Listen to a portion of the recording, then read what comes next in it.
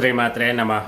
ఈరోజు వీడియోలో అంటే ఇది నేను ఎప్పుడు ఈ వీడియోలో తెలియజేయలేదనమాట. అంటే నిన్న ఒకరు ఫోన్ చేసి వాళ్ళు ఈ డౌట్ అడగడం వల్ల నాకు ఇది కూడా ఒకసారి ఈ విషయం కూడా చెప్పేసినాం అనుకోండి, కొంచెం మీకు కూడా ఒక క్లారిటీ అనేది వస్తుంది. అంటే అతను ఏమడిగింది అంటే, ఇప్పుడు మనము అమ్మవారి పండుగలు చేస్తుంటాం కదా, అమ్మవారి పండుగలు అంటే ఎల్లమ్మ పండుగ ఈ మాసం అని, లేకపోతే మైసమ్మకు పోసమ్మకు ఇట్లా అంటే కొన్ని మాసాలు అంటే కొన్ని నెలలో చేస్తుంటారు కదా. అయితే అవి కేవలము మనము గుడిలో మాత్రమే పాటించుకోవాలి. అంటే మనము ఇంట్లో ఉన్న అమ్మవార్లకు మనం ఈ మాసాల మీద ఆధారపడకూడదు. ఎందుకంటే ఇప్పుడు చూడండి, పూర్వం ఎట్లునేది అంటే వాళ్ళకు అంటే పూర్వము మనము వ్యవసాయం చేసుకునే వాళ్ళు ఏదో చిన్న చిన్న పనులు, అప్పుడంటే ఈ సాఫ్ట్వేర్ జాబ్లు అంటే ఇలాంటి పనులు ఏవి లేకుండే కదా. అందరము వ్యవసాయము ఏవో చిన్న పనులు, లేకపోతే ఇండ్ల పని, ఈ పెద్ద పెద్ద పటేల్ షాప్ వాళ్ళ ఇంట్లో పని చేసుకునే వాళ్ళు ఎక్కువ వ్యవసాయం మీదనే ఆధారపడేవాళ్ళు కదా. అయితే ఈ పండుగలు చూడండి, మనం చేసుకునే పండుగలు మనకు పంట మొత్తం అయిపోయి చేతికి డబ్బు వచ్చినప్పుడే చేస్తుంటారు. మీరు బాగా గుర్తుపెట్టుకోండి. అదేవిధంగా మనకు ఈ పంటలు లేనప్పుడు అంటే ఎండాకాలంలోనే ఎక్కువ ఈ పండుగలు అనేటివి చేస్తుంటారు. అయితే మనము ఇక్కడ ఒక విషయం గుర్తుంచుకోవాలి. మనము ఈ మాసాలు అంటే ఈ విషయం నాకు ఎప్పుడో తెలుసు చెప్పడం, కానీ మనం ప్రత్యేకించి ఈ మాసాలు చేయండి అని చెప్పినాం అనుకోండి, మీ దృష్టి మొత్తం ఎట్లుంటుంది అంటే ఈ మాసంలోనే చేస్తే మనకు మంచి జరుగుతుందోమో అనే ఫీలింగ్ వస్తుంది. అందరు ఏం చేస్తారంటే ఇంకా ఇంట్లో మనుషులు ఉన్నా లేకున్నా, చేతిలో డబ్బులు ఉన్నా లేకున్నా ఈ అప్పు తేవడము, ఆ అప్పు తెచ్చి ఆ మాసంలోనే పండుగలు చేయడము ఇట్లా చేస్తుంటారు. కొంతమంది ఇంకా ఆ మాసంలో పండుగ చేయలేదనుకో, మేము ఆ మాసంలో పండుగ చేయలేదు కాబట్టి మాకు ఇట్లా అవుతుందో, వాళ్ళ ఇంట్లో సరే వాళ్ళ కర్మ కొద్దికి ఏదైనా జరిగినా ఇట్లా చేయలేదు అందుకే ఇట్లా జరిగిందో అనే నెగిటివ్ ఫీలింగ్స్ అనేటివి వస్తుంటాయి ప్రతి ఒక్కరికి. ఎందుకంటే ఇప్పుడు మైండ్ సెట్ అట్లా అయిపోయింది అందరికీ. ఎవరి మాట నమ్మాలో ఎవరి మాట నమ్మకూడదు, ఎలా చేయాలో అంటే ఇప్పుడు నేను ఒకలాగా చెప్తా, ఇంకొకరు వచ్చి ఇంకొకలాగా చెప్తారు. ఇట్లా ఎక్కడ మనకు కన్ఫ్యూజ్లో పడిపోతున్నాం కదా. అయితే ఒక్క విషయం గుర్తుంచుకోండి, ఎవరు ఎన్ని చెప్పినా కానీ, నేనే కానీ ఇంకా ఎవరు ఎన్ని చెప్పినా కానీ, మన దృష్టి అంటే మనకు దేవుడిపై నమ్మకం అనేది ఉండాలి. నేను చెప్పినా కానీ ఇంకొకరు చెప్పినా కానీ ఇంకొకరు చెప్పినారు కాదు. మనము ఏం ఆలోచిస్తున్నామో, ఎవరు ఏ విధంగా చెప్పిండ్రు, అసలు వీళ్ళు చెప్పిన దాంట్లో ఎంతవరకు న్యాయం ఉంది, వీళ్ళు చెప్పింది కరెక్టా లేదా అనేది ఒక్క నిమిషం మనం ఆలోచించుకోవాలి. ఆలోచించుకున్న తర్వాతనే మనము ముందడుగు అనేది వేయాలి. అంతేగాని ఎవరు ఏదో చెప్పిండని చేసుకుంటూ పోతే ఏది మనకు అచ్చు రాదనమాట. మనకు అంత సరే మీరు చేస్తారా చేయరా అనే దాన్ని బట్టి మనకు దేవుడి పైన ఫస్ట్ నమ్మకం ఉండాలి. మన ఇంట్లో ఉన్న అమ్మవారిపై లేదా అయ్యవారిపై మనకు నమ్మకం ఉండాలి. ఆ నమ్మకంతో నువ్వు ఈ మాసాలు కాదు, నీకు పైసలుంటే నువ్వు నెలకొకసారి పండుగ చేసినా ఏం పర్వాలేదు, దాని నుంచి ఇంకా మంచిదే. కానీ నెలకొకసారి నీ దగ్గర డబ్బులు ఉండాలి కదా, పైసలు ఉండాలి కదా, ఉండవు కదా. కాబట్టి ఇక్కడ మనకు ఈ పలానా మాసంలో చేయండి, ఈ పలానా మాసంలో చేయండి అని మనకు ఒక గుడ్డి గుర్తులాగా ఈ పండుగలు అనేటివి పెట్టిండ్రు. అయితే ఇవి మనకు ఇంట్లోకైతే పనికిరావు. ఇంట్లో మనము ఎప్పుడైనా సరే, ఇప్పుడు ఇంట్లో ఉన్న అమ్మవార్లను మన ఇంట్లో పిల్లలు అందరూ ఉండాలి. ఇప్పుడు పండుగలు ఏ విధంగా చేస్తున్నారంటే, మీరు పండుగలు చేయాలంటే ఇంట్లో మగపిల్లలు ఖచ్చితంగా ఉండాలి. ఇంట్లో అమ్మవారి పండుగ, మల్లన్న పండుగ ఇట్లా మన కులదేవత పండుగలు జరుగుతున్నాయి అంటే మగపిల్లలు ఖచ్చితంగా ఆ పండుగలో పాల్గొనాలి. ఎందుకంటే ఈ మగపిల్లల మనకు పండుగల్లో బండారు అనేది జల్లుతారు తెలుసా, బండారు జల్లుతారు.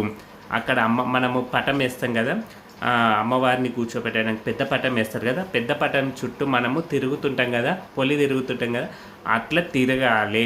అట్లా తిరుగుతూనే మా అమ్మవారు మనని సంపూర్ణంగా పరిష్కరిస్తుంది, చూస్తుంది.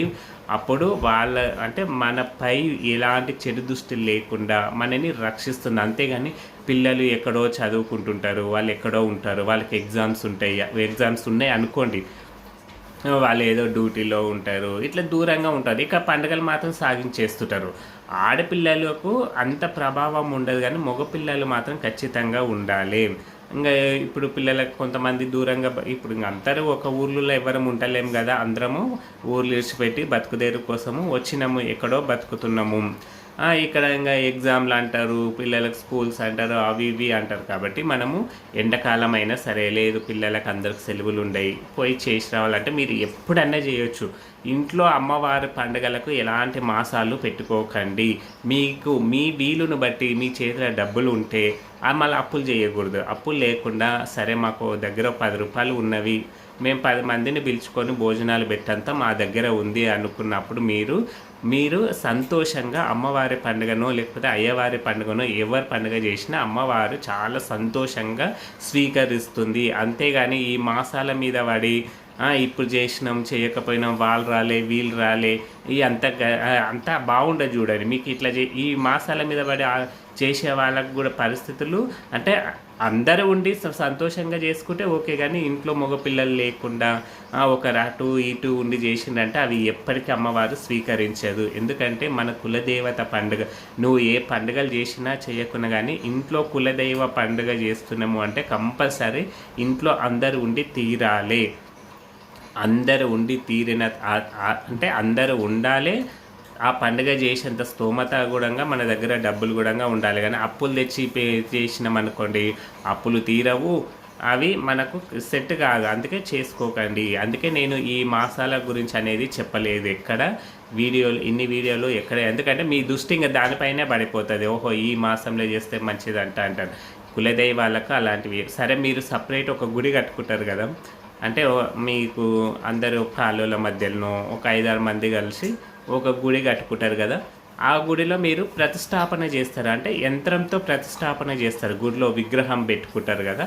అలాంటివి అయితే మీరు ఒక మాసం అనేది ఉంటుంది. అంటే మీరు ఏ అమ్మవారిని అయితే పెట్టుకున్నారో ఆ అమ్మవారికి ఒక మాసం అనేది, లేకపోతే ఆషాఢంలోనో శ్రావణంలో ఇట్లా అమ్మవారికి చేస్తారనమాట. అన్ని ఇంట్లో ఉన్న అమ్మవారికి మాత్రము మీరు ఎలాంటి మాసాలు ఇవన్నీ మీరు సంతోషంగా ఉండి మీ ఇంట్లో వాళ్ళు అందరు కలిసిమెలిసి ఉండి అమ్మవారికి అయితే ఇప్పుడు నాకు ఈ మధ్య ఎక్కువ ఇది చెప్తున్నారు, అంటే మీరు పండుగలు చేస్తేనే మీకు మంచిగా జరుగుతుంది, మీరు అమ్మవారికి పండుగలు చేస్తారో లేరు, ఇది చాలా పొరపాటు అండి. ఇది చెప్పేవాళ్ళు కూడా చాలా అంటే అబద్ధాలు చెప్తున్నారు.